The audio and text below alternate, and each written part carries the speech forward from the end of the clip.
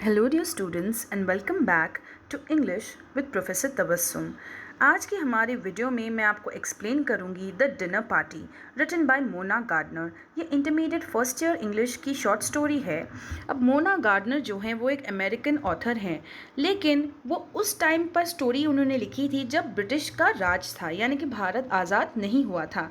और ये जो उनका स्टोरी है वो पब्लिश हुई है the Saturday review of literature में। ओके, अब इस स्टोरी में क्या होता है, जो कॉलोनियल ऑफिसर होता है और उसकी बीवी होती है, ये दोनों मिलकर एक पार्टी ऑर्गेनाइज करते हैं, द डिनर पार्टी।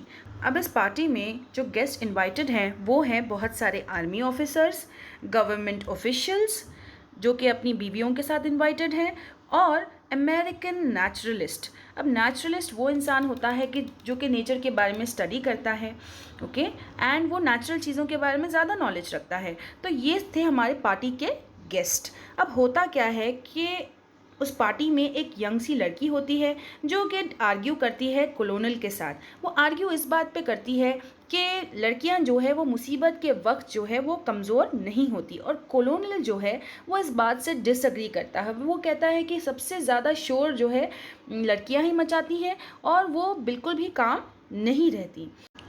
अब स्टोरी में होता क्या है कि हर कोई इस पार्टी के अंदर इस डिबेट को देखने में लगा है जो कि यंग गर्ल और कॉलोनल के बीच हो रही है।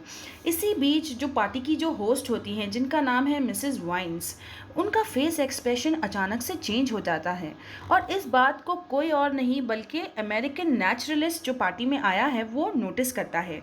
वो देखता है कि मिसेस वाइन्स का एक्सप्रेशन चेंज हो चुका है और वो बहुत ही कामली जाकर कुर्सी पर बैठ जाती हैं, और फिर वो वेटर को बुलाती हैं और उसके कान में कुछ कहती हैं, जिसके बाद उस वेटर की आंखें बहुत ज़्यादा बड़ी हो जाती हैं। वो वेटर है, वहाँ पर काम करने वाला सर्वेंट है बेसिकली।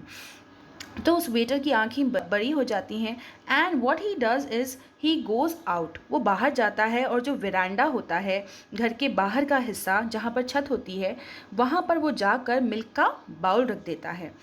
तो अब क्या होता है कि मिस अमेरिकन नेचुरलिस्ट जो है वो देखता है कि कोबरा बैठा हुआ है टेबल के नीचे।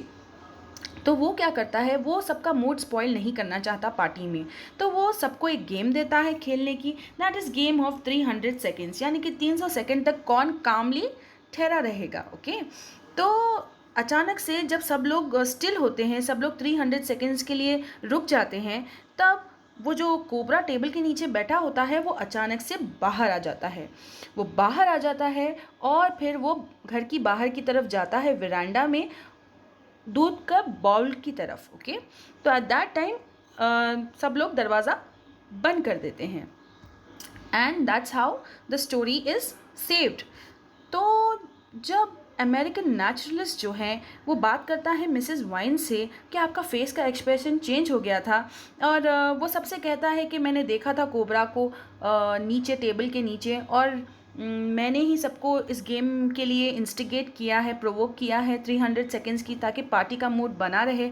अमेरिकन नेचुरलिस्ट खुद को हीरो समझता है, और जब वो मिसेस वाइन्स को कहता है कि आपका फेस एक्सप्रेशन चेंज हो गया था, क्या हुआ था, तो मिसेस वाइन्स कहती हैं कि मेरे पैरों पर ही वो जो स्नेक है वो क्रॉल कर रहा था।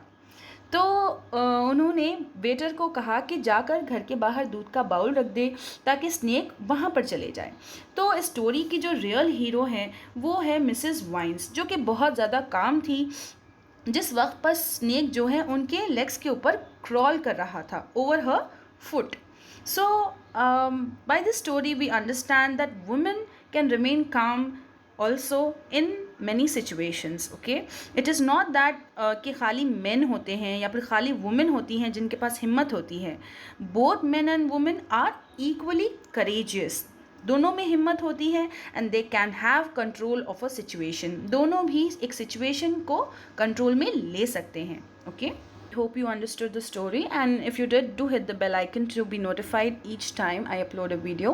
Stay tuned for more videos on intermediate first year English and second year English, and grammar videos are also there. Just check out the playlist.